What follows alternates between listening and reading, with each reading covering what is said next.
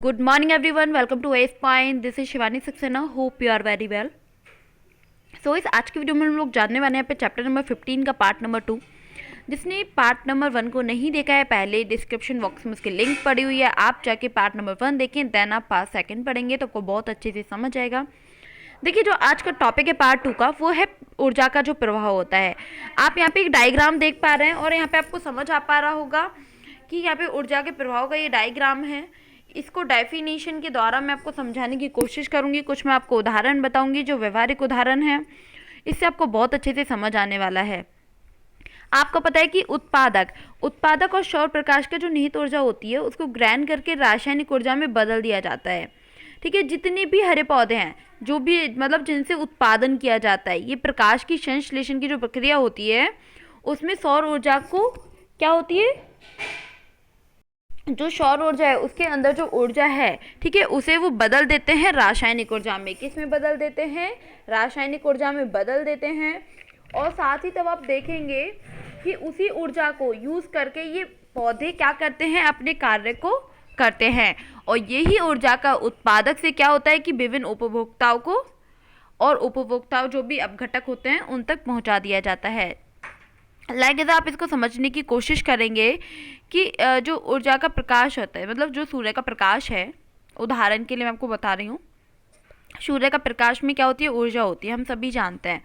और इस ऊर्जा में क्या होता है कि एक तरीके से इस ऊर्जा को कैद में करता है उत्पादक. ठीक है, कौन करता है? उत्पादक इस ऊर्जा को. आप यहाँ पे देखिए डायग्राम में देखेंगे, अभी समझेंगे. सूर्य के उसमें क्या होता है, ऊर्जा होती है. इस ऊर्जा को कैद कौन करता है? उत्पादक करता है. ठीक है, और ये जो उत्पादक है, उत्पादक को किसके द्वारा सेवन कर लिया जाता है? शाकाहारी जंतुओं के द्वारा. ठीक है, और जो शाकाहारी जंतु हैं उनका सेवन कर लिया जाता है मांसाहारी जंतुओं द्वारा. और जो मांसाहारी जंतु हैं उनको शीर्ष मांसाहारी जंतुओं द्वारा सेवन कर लिया जाता है. शीर्ष मांसाहारी जंतु कौन होता है, आपको पता है? जो बाघ, चीते वगैरह होता है ना, वो. ये यहाँ पे आपको समझ लेना है. और हम यहाँ पे कह सकते हैं कि ऊर्जा का जो स्तर है वो निम्न पोषी स्तर से उच्च पोषी स्तर तक होता है. होप आपको ये बहुत अच्छे से समझ आया होगा. आपने अगर ये चैप्टर पहले पढ़ा हो तो आपको यहाँ पे पता होगा कि ऊर्जा के प्रभाव में एक 10% का नियम आता है. वो क्या होता है मैं आपको समझाती हूँ. यहाँ पे देखिए, आप यहाँ पे ये देख पा रहे हैं, सॉरी एक मिनट में इसको करती हूँ. देखिए यहाँ पे 10% आप यहाँ पे देख पा रहे हैं. ठीक है, तो इसको तो आप यहाँ पे देखेंगे, इसके कहने का मतलब वही है कि इसमें क्या होता है कि ऊर्जा का 10% प्रभाव उन लोगों को मिलता है. कैसे मिलता है, आइए इसको हम डिटेल्स में जानेंगे. प्रत्येक पोषी स्तर पर क्या होता है कि उपलब्ध जो कार्बनिक पदार्थ होते हैं उनकी जो ऊर्जा होता है, ठीक है, उसका जो औसतन होता है वो 10% होता है. 10% ही अलग पोषी के स्तर तक पहुंचता है जो उसको सेवन करते हैं. होप आप शायद आपको अभी थोड़ा ऐसे गड़बड़ लग रही होगी समझने में, लेकिन कोई नहीं, इसको तो हम उदाहरण से जानेंगे तो बहुत अच्छे से समझ आएगा. आपको पता है कि उत्पादक वह जीव होते हैं जो प्रकाश संश्लेषण की प्रक्रिया द्वारा अपना भोजन स्वयं बना लेते हैं.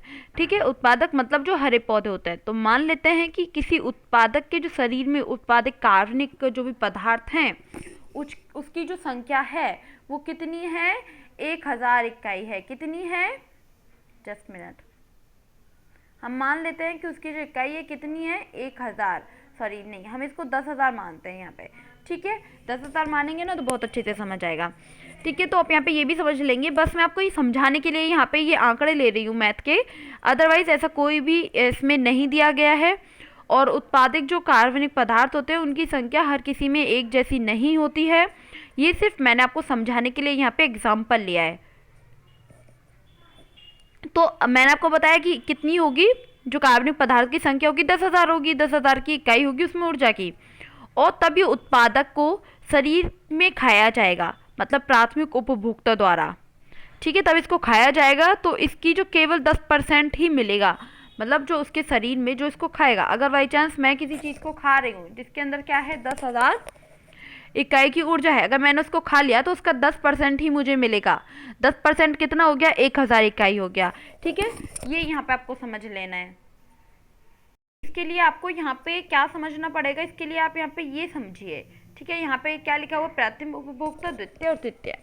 ठीक है, तब हमने जाना और तभी प्राथमिक उपभोक्ता को द्वितीय उपभोक्ता द्वारा खाया जाएगा तो केवल 10% ही उस ऊर्जा का हमें भाग मिलेगा। लाइक ऐसा कि अगर 1000 हमें 10,000 में से 10% मिला, तब ये प्राथमिक उपभोक्ता को द्वितीय के द्वारा खाया गया तो 10% ऊर्जा का भाग मिलेगा। मतलब 1000 का 10% कितना हो गया, 100 हो गया, तो 100 मिलेगा। और जब द्वितीय उपभोक्ता को तृतीय उपभोक्ता के द्वारा खाया जाएगा तो इसे भी 10% मिलेगा। मतलब कितना हो गया कि आपका 100 इकाई हो गया, 100 हो गया, 100 था उसके पास, 100 का तब आप 10% निकालेंगे तो कितना होगा, 10 इकाई होगा।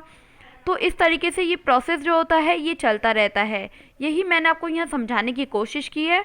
होप आपको बहुत अच्छे से समझ आया होगा। आप इस डायग्राम को यहाँ पे देखें कि अगर ये इसके द्वारा खाया जाएगा, ये इसके द्वारा खाया जाएगा, मतलब 10% इन लोगों को मिलता रहता है ऊर्जा का। अगर 10,000 है तो 1,000 मिलेगा, 100 है तो 10 मिलेगा। इस तरीके से आप यहाँ पे इसको पोषी स्तर को समझ सकते हैं। ये बहुत इम्पोर्टेंट है। इसके कुछ इम्पोर्टेंट पॉइंट्स हैं जो मैं आपको यहाँ पे बताने वाली हूँ, आप चाहें तो उसको नोट भी कर सकते हैं। ठीक है,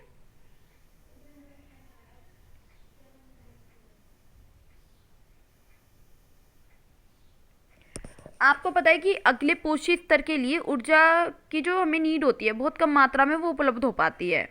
अतः जो आहार श्रृंखला है सामान्यतः 3 अथवा 4 जो स्तर होते हैं। ठीक है, आहार श्रृंखला में ऊर्जा का जो प्रभाव है वो एक दृश्यिक होती है। ठीक है, तो ये यहाँ पे आपको समझ लेना है। होप आपको समझ आ भी रहा होगा। कोई भी दिक्कत है तो आप उसे कमेंट बॉक्स में इजीली क्लियर कर सकते हैं। ये अब यहाँ पे एक वर्ड और आ रहा है, क्या आ रहा है, जैव आवर्धन। क्या वर्ड आ रहा है यहाँ पे, जैव आवर्धन वर्ड आ रहा है। तो आके जैव आवर्धन जो होता है वो होता क्या है, इसको हम डिटेल्स में जानेंगे। आप यहाँ पे समझने की पूरी कोशिश करिएगा। आपको पता है कि फसलों को रोग एवं जो पीड़कों से बचाने के लिए क्या होता है, हानिकारक रसायनों जैसे कि आपका DDT, ठीक है, तो इस आदि का प्रयोग किया जाता है। और ये रासायन पौधों द्वारा एक जम खनिज के साथ क्या करता है, अवशोषित कर लिए जाते हैं। और इस प्रकार ये रासायन क्या करते हैं कि आहार श्रृंखला में प्रवेश एक तरीके से प्रवेश कर जाते हैं। और उसके बाद से तब आप इसको देखेंगे कि इस तरह से जो रसायन है वो प्रत्येक पोषी स्तर पे क्या होंगे, एक तरीके से संयत होने लगते हैं। और जो शीर्ष स्तर है, शीर्ष जो स्तर है उस पे जीवों में इसकी जो मात्रा है वो सबसे अधिक पाई जाती है। ठीक है, और इसे ही हम लोग क्या कहते हैं, जैव आवर्धन हम इसे कहते हैं। होप आपको बहुत अच्छे से यहाँ समझ आया होगा। ठीक है, आप अगर इसको भी एक बार आप रीड करते हैं, जो मैंने आपको बताया उसको आप पढ़ते हैं तो आपको बहुत अच्छे से यहाँ समझ आ जाएगा। नेक्स्ट जो आपका टॉपिक रहने वाला है वो ओजोन परत को लेके रहेगा, जो हम नेक्स्ट वीडियो में जानेंगे। आज की क्लास थोड़ी लेट हो गई है, लेकिन कोई नहीं, आप क्लास अटेंड कीजिए, कोई दिक्कत नहीं है। और इसको कंटिन्यू क्लास करिए। ज़्यादा चैप्टर नहीं रहे आप लोगों के 10th क्लास में। 15 में आपका 15 चैप्टर चल रहे हैं। 15 में से आपका 18 चैप्टर है टोटल, 3 चैप्टर और रह गए हैं जिसको मैं जल्दी ही कवर करा दूंगी अगर आप डेली क्लास अटेंड करते हैं तो।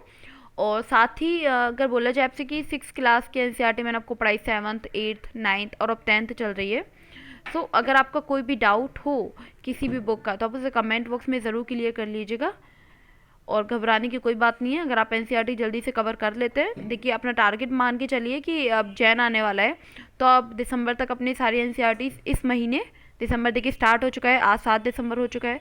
तो आपको क्या करना है कि आप जल्द से जल्द इसको NCERT को दिसंबर में ही कंप्लीट कर लें और उसके बाद से आप जनवरी से स्टैंडर्ड बुक पढ़ना स्टार्ट कर दें तो ज़्यादा बेटर रहेगा। जो लोग 23 या फिर 22 में एग्ज़ाम देने वाले हैं तो वो लोग काफ़ी अच्छे से प्रिपरेशन करें।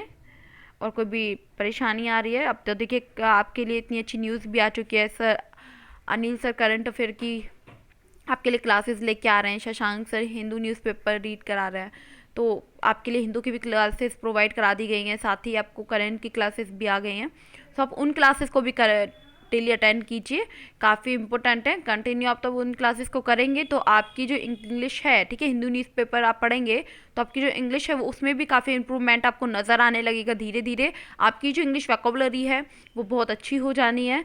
देखिए हर किसी को तो कोई ऊपर से नहीं सीख के आता इंग्लिश पढ़ना। अगर कुछ लोग बोलते हैं कि मुझे इंग्लिश नहीं आती तो आप पढ़ेंगे, कोशिश करिए। सर आप बोलते हैं तो आप उसे ध्यान से सुनिए, फिर आप उसकी खुद रीडिंग लगाइए तो आपको बहुत अच्छे से इंग्लिश अच्छे से बोलनी भी आएगी और आपकी वोकैबुलरी भी अच्छी होगी। सो आप काफ़ी अच्छे से पढ़िए। कोई भी डाउट है तो आप उसे कमेंट बॉक्स में क्लियर कर लेना। Thank you so much, bye bye, take care.